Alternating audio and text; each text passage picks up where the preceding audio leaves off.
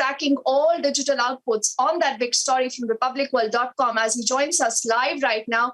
Ankit, this is a story that has captured everyone's attention for what has been happening, the pace of the capture of Taliban, and now the story of Ismail Khan. There is also a buzz now, Ankit, and I want you to confirm that for us, if possible, that Ashraf Ghani is expected to resign. He's also addressing the nation.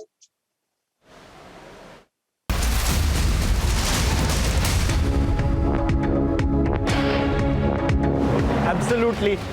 This is the story that I think the whole world's eyes are on, because it is a culmination of an almost 20-year saga that began with the attack on the US in September 11, the one where the World Trade Centers fell, and culminated with the Afghan war, and then the disposing of the Taliban regime, and now the return of the Taliban in Afghanistan. What we have seen in the last week, and I'm only saying the last week because this has been a lightning offensive by the Taliban. Here I have the map of Afghanistan. I'm just going to point it out to you.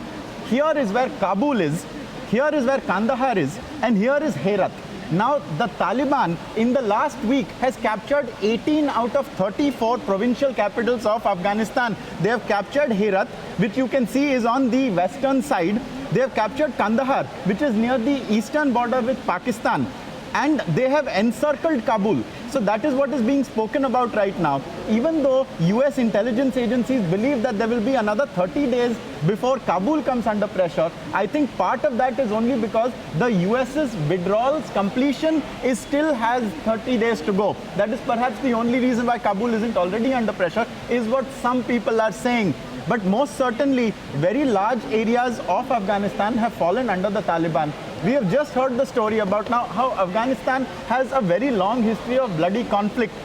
And there are warlords all over the country who have their different areas that fall under their control. We have just heard how the Taliban has coerced one particular warlord to not only surrender but to join up with them, and we have pictures of them sitting along with each other. And so now this situation has become very, very difficult for the world community to have any kind of handle on. Just to give you an example, I can tell you that the US Embassy in Afghanistan has urged its citizens to leave Afghanistan as fast as they can as the Taliban expands. It's the US that was keeping the rule of law there, supplementing the Afghan government. India also issued an advisory late last night, and India in its advisory said that whatever we have said in the past 3 advisories, they need to be followed. It was a message to a lot of journalists who are there to not put themselves in danger.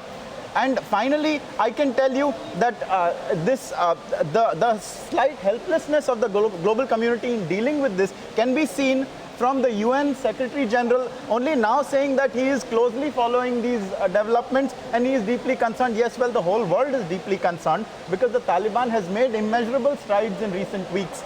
We saw recently how a number of Afghan government ministers, some of them have fled. They have quit their positions and they have fled to safer havens in the US, and that is why Afghanistan's government, led by Ashraf Ghani, is coming under tremendous pressure. Earlier, we broke almost 24 hours ago, we broke a news story about how a deal has maybe been offered. So we are yet to hear back on that, but it's definitely sure that the Afghanistan government's position is untenable. It's at least as uneasy as their hold over the country. But then what happens? Ankit, I think that's the next obvious question. What happens there?